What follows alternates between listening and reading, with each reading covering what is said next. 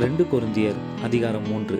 எங்களை நாங்களே மறுபடியும் மெச்சிக்கொள்ள தொடங்குகிறோமோ, அல்லது சிலருக்கு வேண்டியதாய் இருக்கிறது போல உங்களுக்கு உபசார நிருபங்களை அனுப்பவும், உங்களிடத்தில் உபசார நிருபங்களை பெற்றுக்கொள்ளவும் எங்களுக்கு வேண்டியதோ?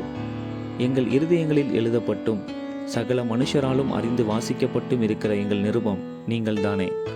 ஏனெனில் நீங்கள் எங்கள் ஊழியத்தினால் உண்டாகிய கிறிஸ்துவின் நிருபமாய் இருக்கிறீர்கள் என்று வெளியரங்கமாயிருக்கிறது.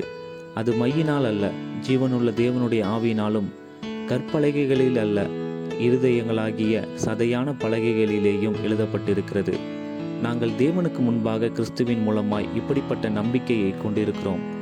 எங்களால் ஏதாகிலும் ஆகும் என்பது போல ஒன்றை யோசிக்கிறதற்கு நாங்கள் எங்களாலே தகுதியானவர்கள் அல்ல. எங்களுடைய தகுதி தேவனால் உண்டாயிருக்கிறது. புது உடன்படிக்கையின் ஊழியக்காரராய் இருக்கும்படி அவரே எங்களை தகுதியுள்ளவர்களாக்கினார். அந்த உடன்படிக்கை எழுத்திற்குரியதாயிராமல் ஆவிக்குரியதாயிருக்கிறது. எழுத்து கொள்ளுகிறது, ஆவியோ உயிர்ப்பிக்கிறது.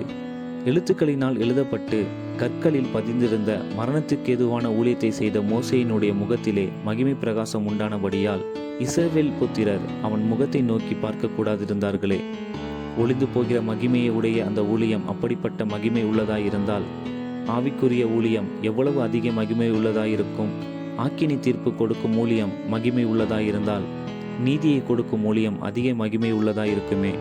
இப்படியாக மகிமைப்பட்டிருந்த அந்த ஊழியம் இந்த ஊழியத்திற்கு உண்டாயிருக்கிற சிறந்த மகிமைக்கு முன்பாக மகிமைப்பட்டதல்ல. அன்றியும் ஒளிந்து போவதே மகிமை உள்ளதாயிருந்ததானால், நிலைத்திருப்பது அதிக மகிமை உள்ளதாயிருக்குமே.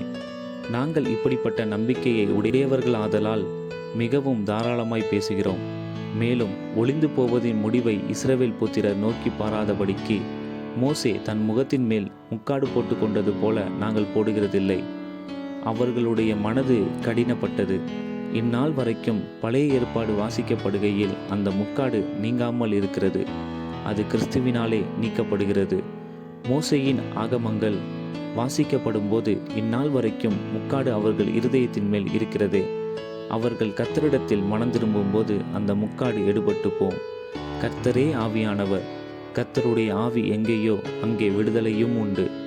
நாம் எல்லாரும் திறந்த முகமாய் கர்த்தருடைய மகிமையை கண்ணாடியிலே காண்கிறது போல கண்டு, ஆவியாயிருக்கிற கர்த்தரால் அந்த சாயலாக தானே மகிமையின் மேல் மகிமை அடைந்து மறுரூபப்படுகிறோம்.